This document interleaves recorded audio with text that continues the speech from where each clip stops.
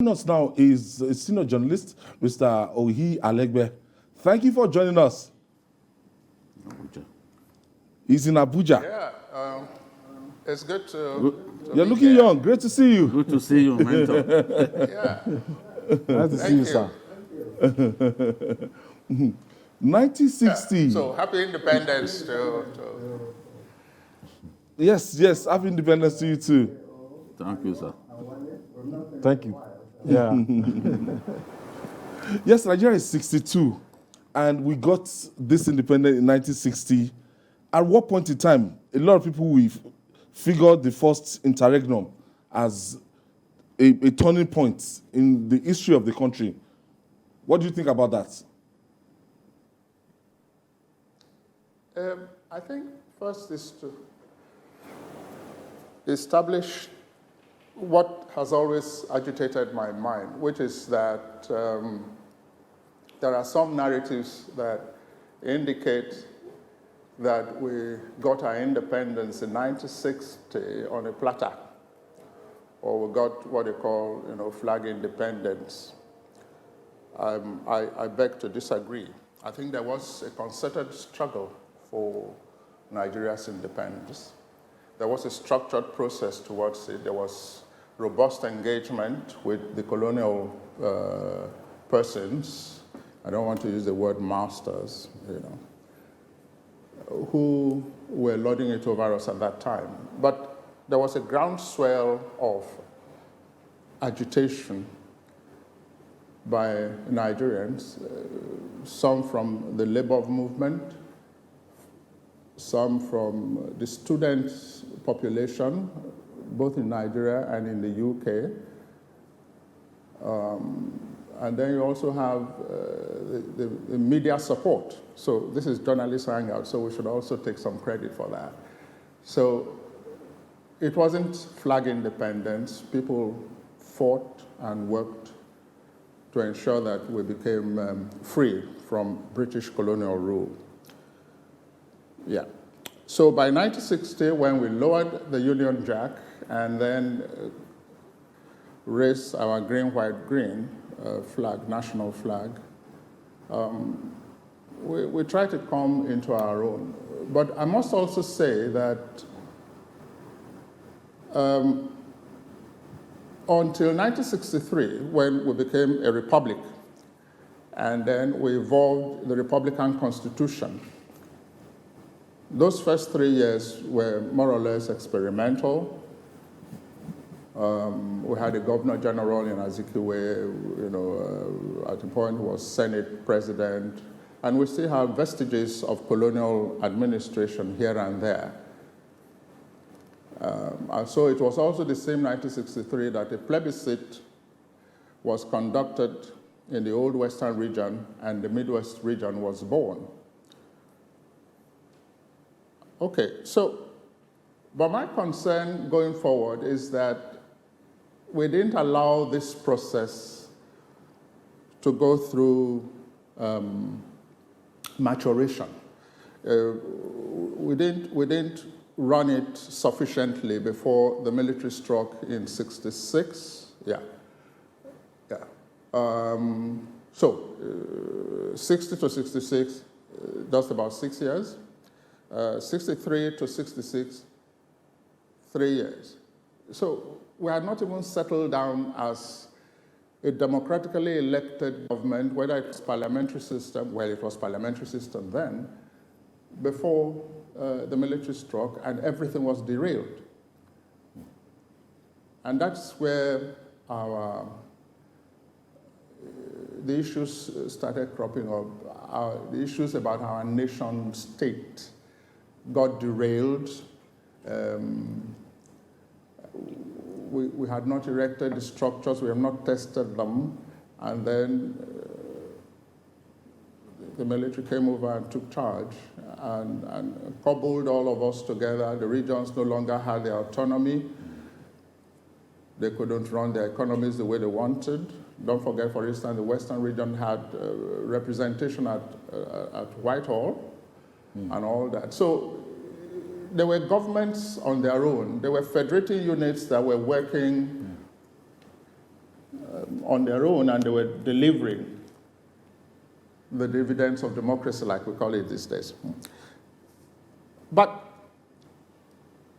it is always convenient for people to say, well, the politicians, when they didn't do right, they didn't do well, and so that's why the military came and they struck. They refer to the speech by Major Nzogu talking about 10%ers and so on and so forth. But I'm saying that 3 years was not enough to test our democratic experiment. I think it was truncated too early. By the time the unity system was imposed on us by the military, we lost a sense of the essence of the federating units and what they could deliver and what they could do for the people. And so we dragged that on till the Second Republic, when we now started experimenting with the presidential system. And we're now saying that it's pretty expensive, it is not easy to run, it is draining our resources, etc., etc. Yes, Mr. So, Alege, in summary, before we move forward, our if you can hear me, political class, the first set of nationalists, very committed nationalists, to run the system before the military struck.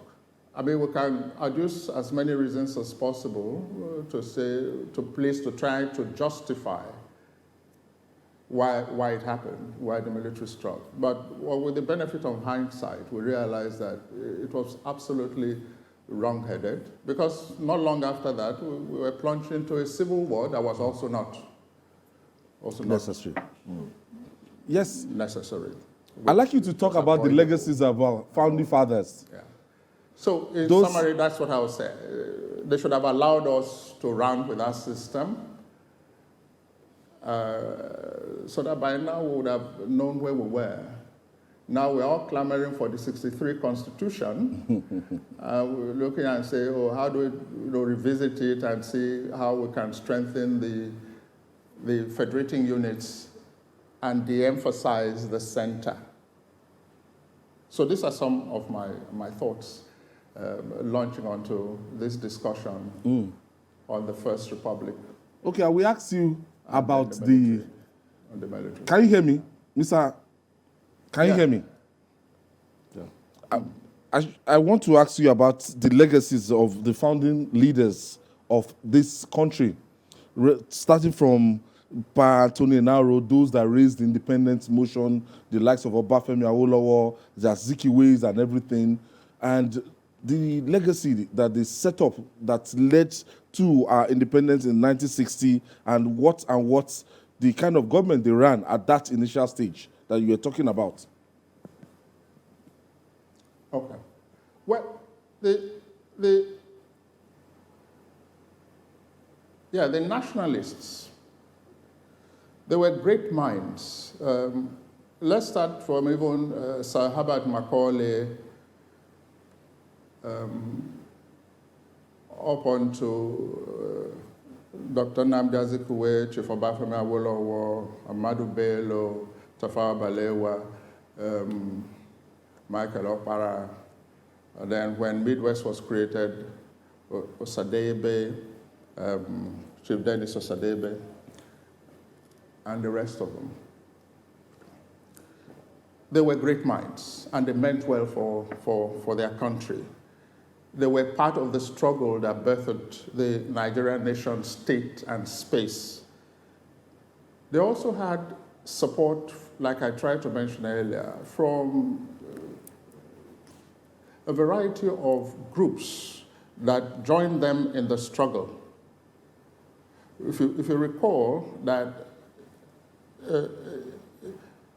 Ernest Ikoli, for instance, was a part of the Nigerian youth movement.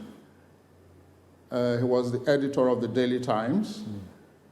Himself, H.O. Davis, and the rest of them moved on that platform.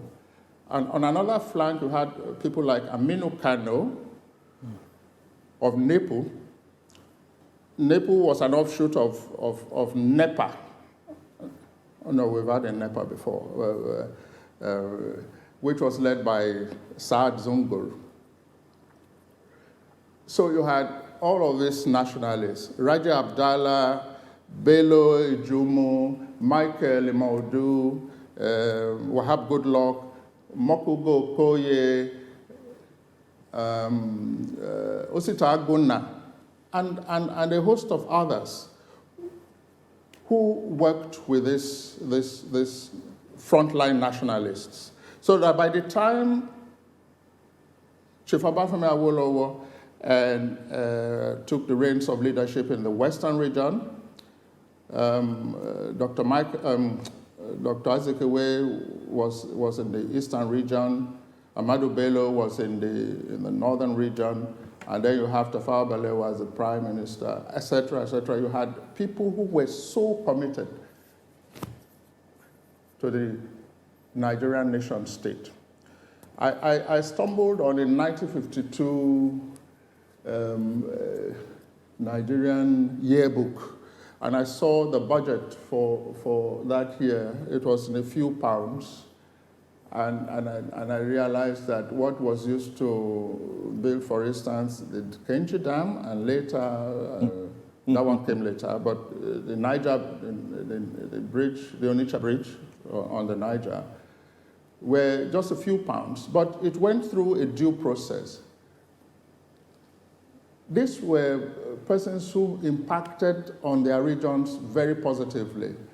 I mean, till tomorrow, the educational vanguard of Chief Obafemi Awolowo in the Western region, which extended to present-day Bendel, Edo Delta, before it became Midwest, was profound, was deep, and it was free. I remember my mother telling me that, oh, but for Chief Obafemi Awolowo, she would not have gone to school.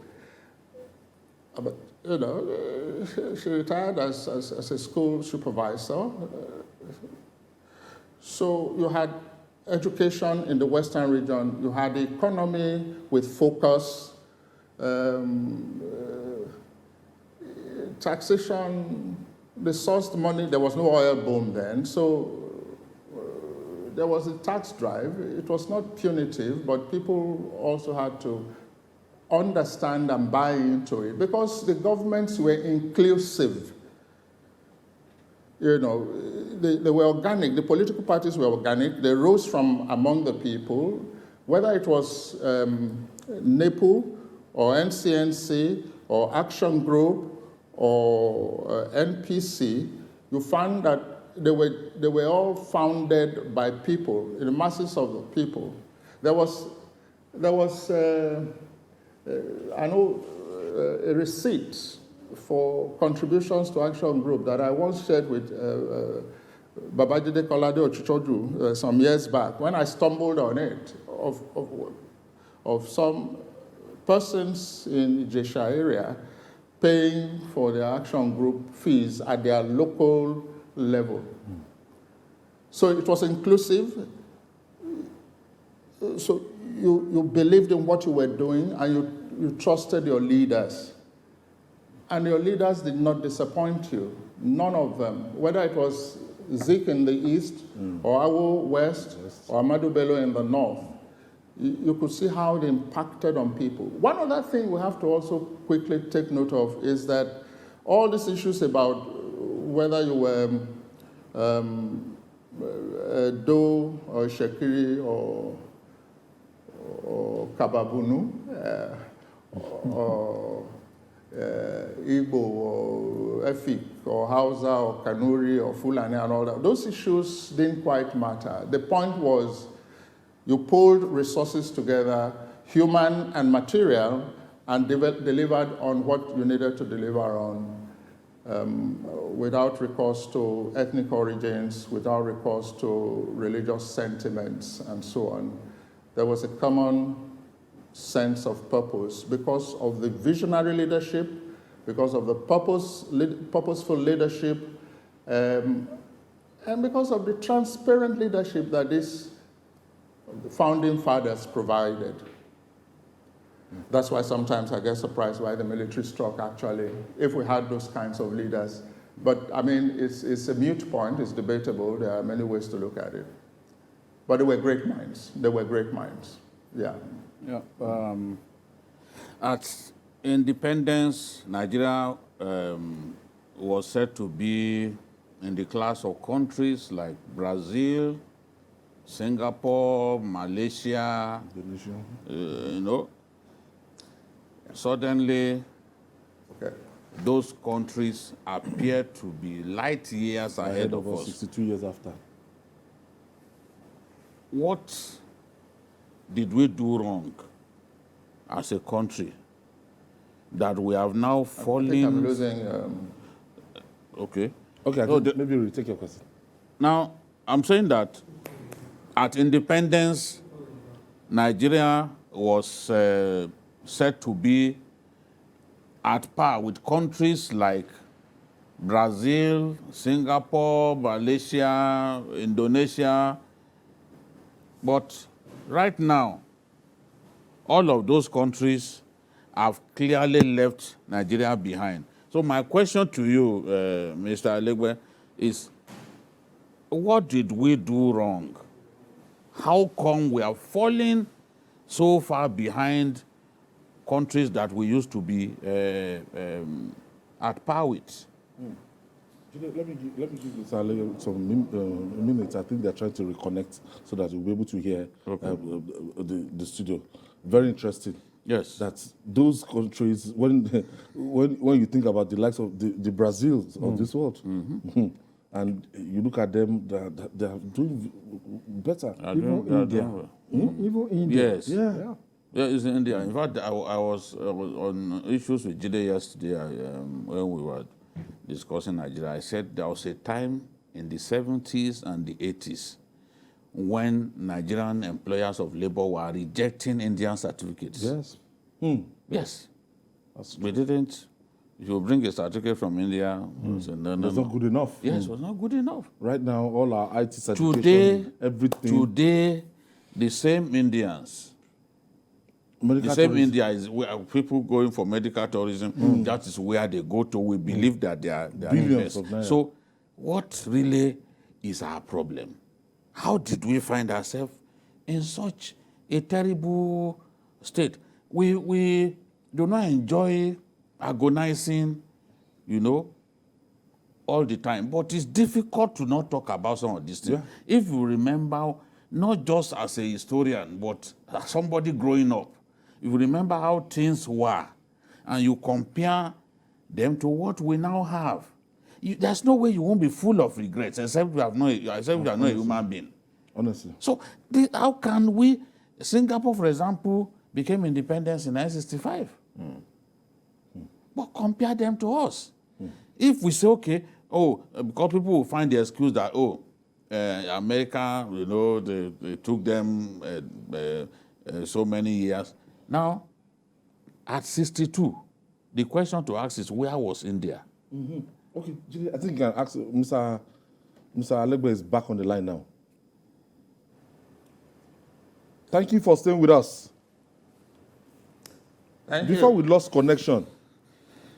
Okay, Jide. yeah, the point. Yes, I was going to ask you what really is the problem with Nigeria. How did we find ourselves here? Because at independence, we were said to be at par with countries like Malaysia, Brazil, Singapore, and Nigeria was even described as the great African hope. So how did we suddenly fall so far behind countries that we used to be at par with? We were even doing better than some of them. How did we suddenly come to fall so far behind them?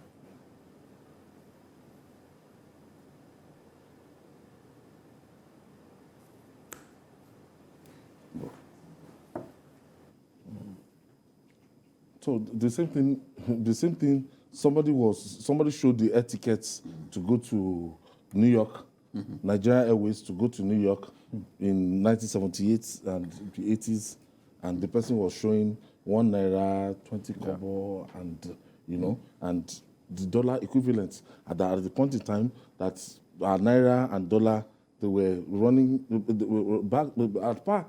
Even at the time, Naira was stronger than the dollar. Yes. Naira was stronger than Up the to, dollar. up to the It was early only 80s. pounds that was stronger than the Naira.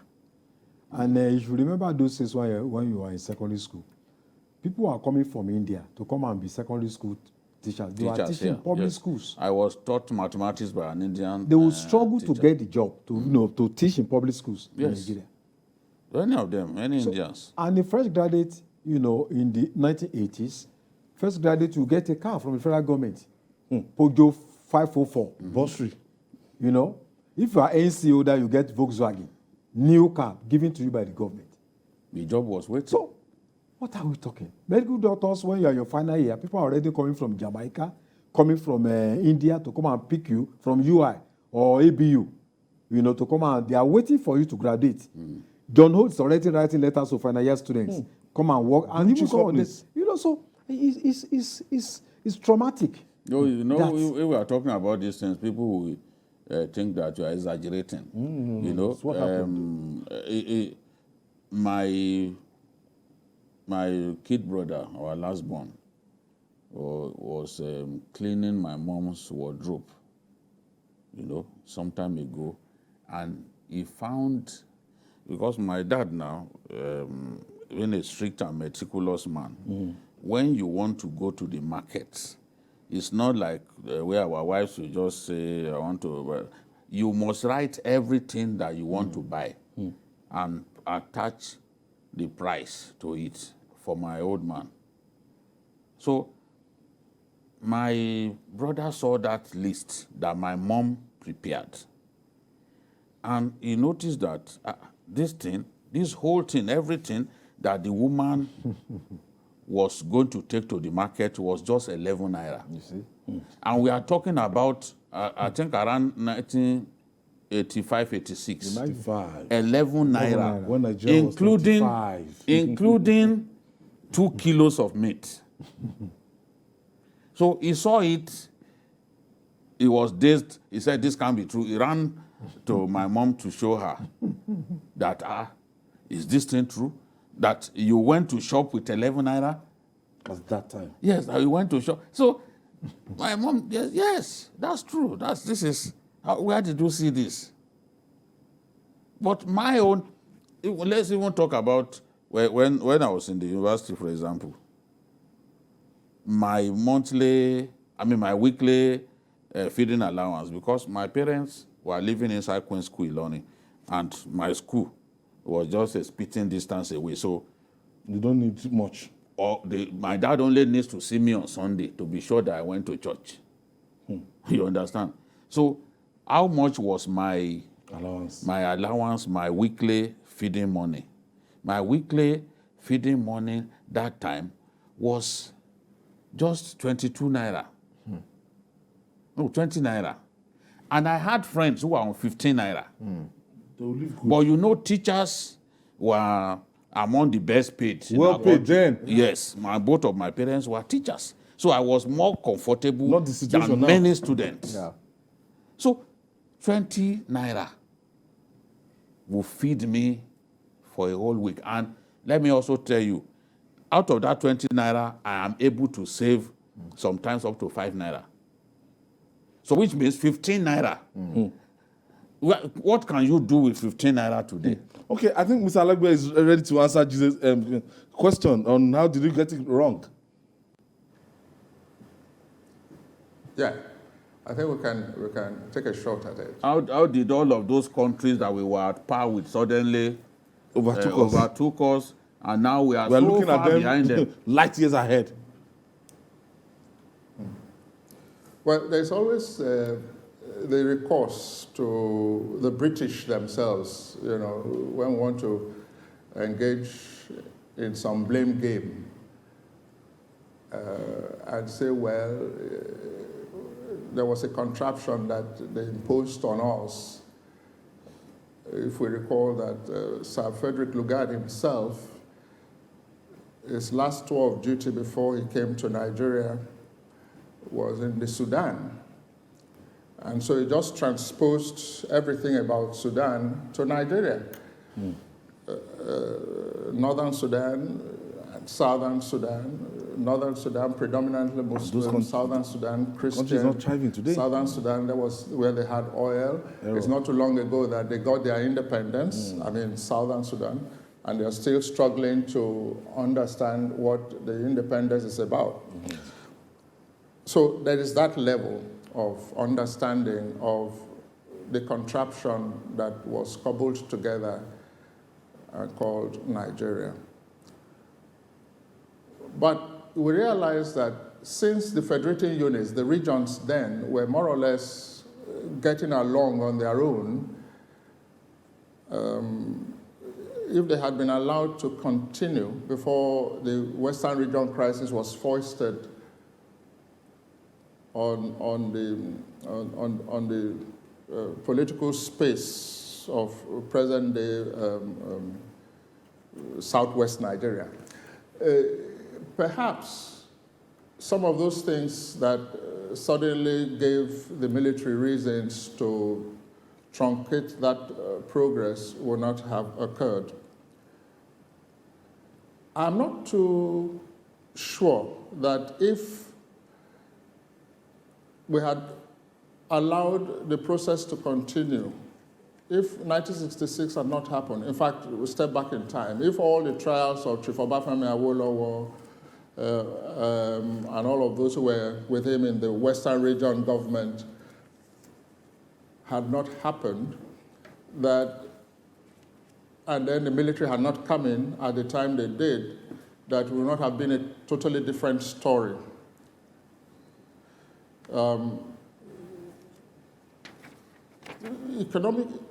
Don't also forget that Nigeria, to the British, to the colonialists, was a marketplace. So their economic interests were paramount. The Royal Niger Company came in first, trade in hides and skin, trade in cocoa, trade in palm oil, as in Banga before crude oil now. And then you had rubber in Midwest. And so you had this agricultural produce that